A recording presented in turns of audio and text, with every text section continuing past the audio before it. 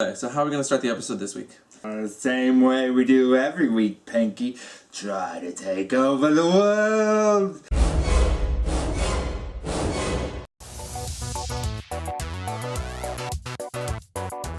Hello, and welcome back to What's a Safeword? I'm Amp, And I'm Bolt. and this week we're going to talk to you about the time of the month.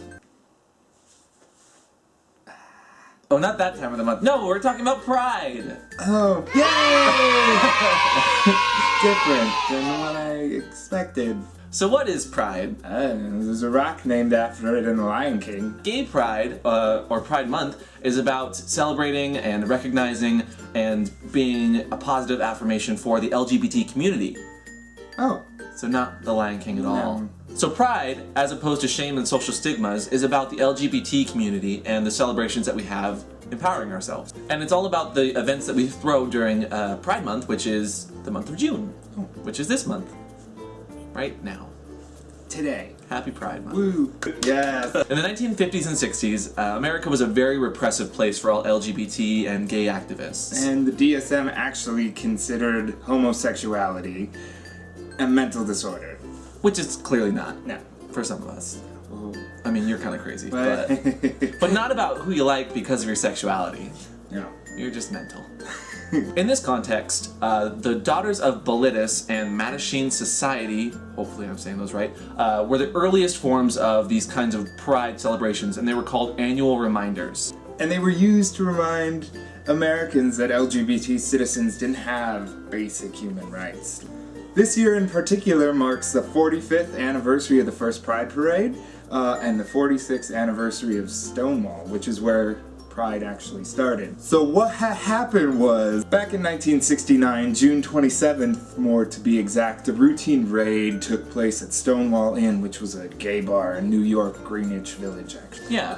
Well, and it wasn't so much a routine raid as a targeted raid. I mean, they did these raids regularly to most gay bars back then, just to essentially target the LGBT community. Because being gay was illegal. I mean, they thought we were having sex in these bars, which is ridiculous.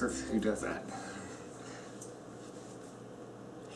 Stonewall, while a very dark, dank, somewhat dirty, a little grungy bar, was actually mafia-owned, didn't have a liquor license, but was still a place for freaks to come, and I say freaks loosely.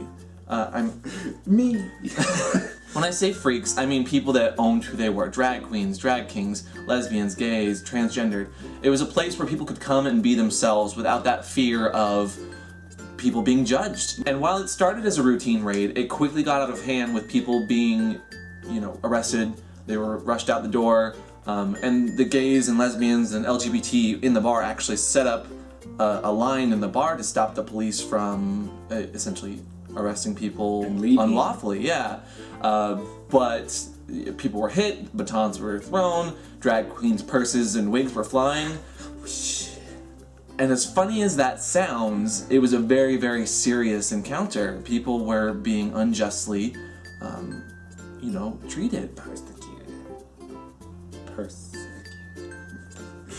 Oh my God. So, not more than really a year later, a person named Brenda Howard, who was like a really in-your-face activist, came around, and she was really putting together marches and rallies around the LGBT community.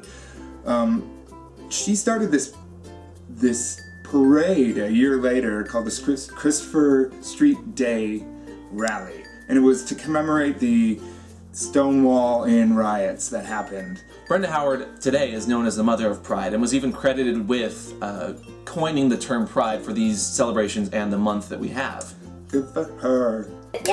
And while Brenda Howard is a symbol of Pride nowadays, the most well-known symbol that we have is the Pride flag. The rainbow flag, now commonly known as the Gay Pride flag, was actually originally designed in 1978 by Gilbert Baker, and it had 8 colors. Yep, fuchsia, red, orange, yellow, green, blue, indigo, and violet. Right here. Yeah. And over the years, the flag has changed and evolved due to fabric colors, and it's now, in this state, seen here. What? And while Pride has grown to large events all over the world nowadays with boys in Speedos half naked on floats, which I'm not complaining about, We don't want you guys to forget that pride does mean something, and that flag does have a history. So whether you're going to the bars or the parade or finding some hot sex, let your freak flag fly, please, because it's Pride Month. Celebrate. And while we totally want you guys to have some hot, fun, kinky sex, never forget, you always need a safe word. And this week's safe word is... Pride. And why not? Perfect time of the month. So, catch us next week when we do more episodes about kinky sexual things. We'll see you next time. Bye! Get pumped.